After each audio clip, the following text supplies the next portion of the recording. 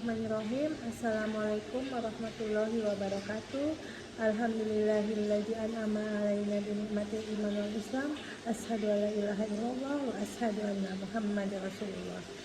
Allahumma sholli ala sayyidina Muhammad wa ala ali sayyidina Muhammad. Amma ba'du. Sedih merupakan bagian dari fitrah manusia. Tidak satu pun manusia bisa lepas dari kesedihan, termasuk para nabi dan rasulnya. Semua orang hampir bisa dipastikan pernah mengalami kesedihan. Nabi Yakub pernah mengalami kesedihan karena kehilangan Nabi Yusuf alaihi salam. Nabi Nuh pun pernah merasakan kesedihan yang teramat dalam pada saat anak dan istrinya diterjang oleh banjir bandang. Sedangkan Rasulullah Shallallahu Alaihi Wasallam pernah mengalami kesedihan yang sangat dalam pada saat kehilangan istri dan paman tercintanya Abu Thalib. Bahkan pada saat itu disebut dengan tahun-tahun kesedihan atau amul husni. Namun kesedihan Nabi dan Rasul tidak pernah melampaui batas dan melemahkan iman. Ini berbeda dengan sikap umatnya yang kadang-kadang tidak memahami batas-batas kesedihan. Kadang kita terlalu larut dalam kegundahan, kita galau. Kebanyakan dari kita seperti demikian ya ibu-ibu.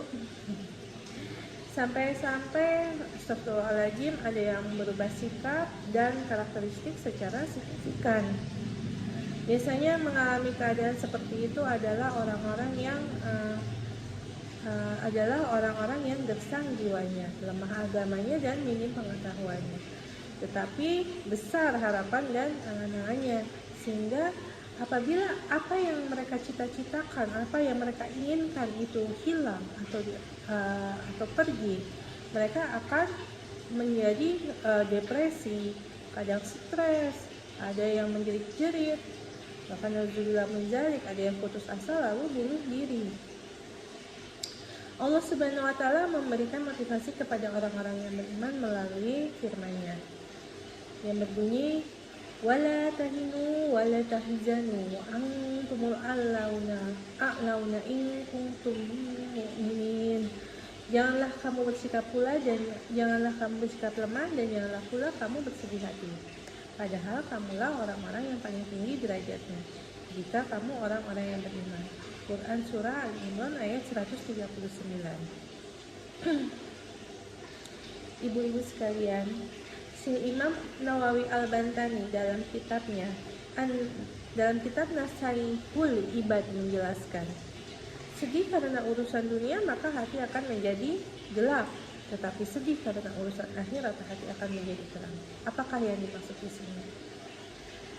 Yang dimaksud di sini adalah kesedihan karena perkara-perkara dunia, apakah itu sandang, pangan, papan, bahkan pasangan, akan membuat hati menjadi sedih dan gundah gulana.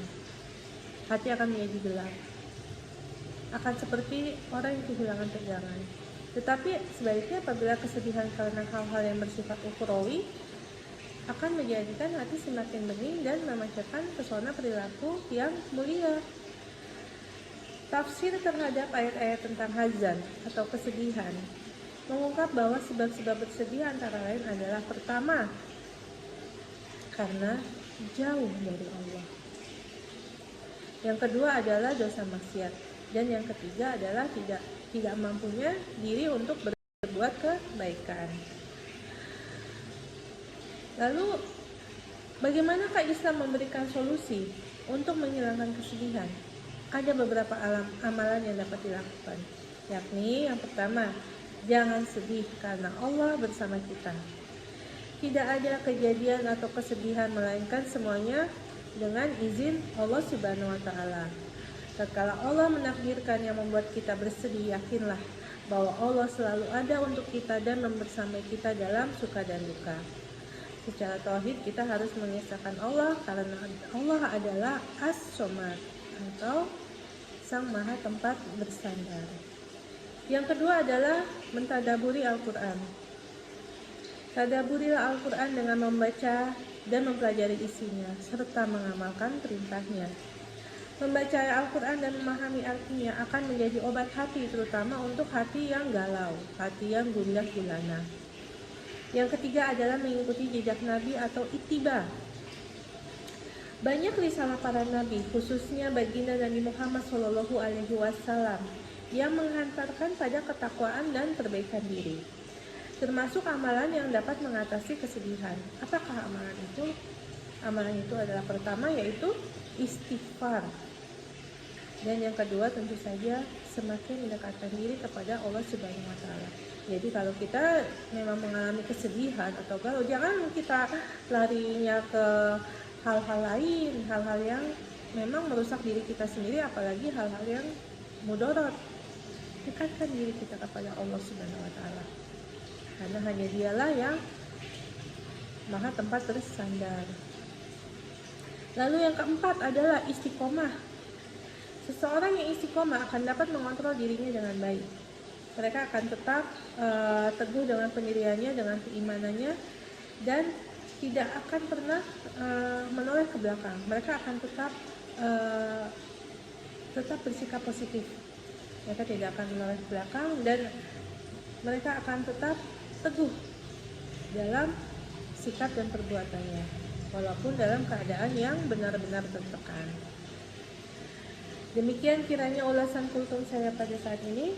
Semoga memberikan manfaat yang nyata dalam kehidupan kita sehari-hari, dan semoga dengan berbagai amalan tersebut dapat menghilangkan diri kita dari segala kesedihan. Selamat berbuka puasa. Wassalamualaikum warahmatullahi wabarakatuh.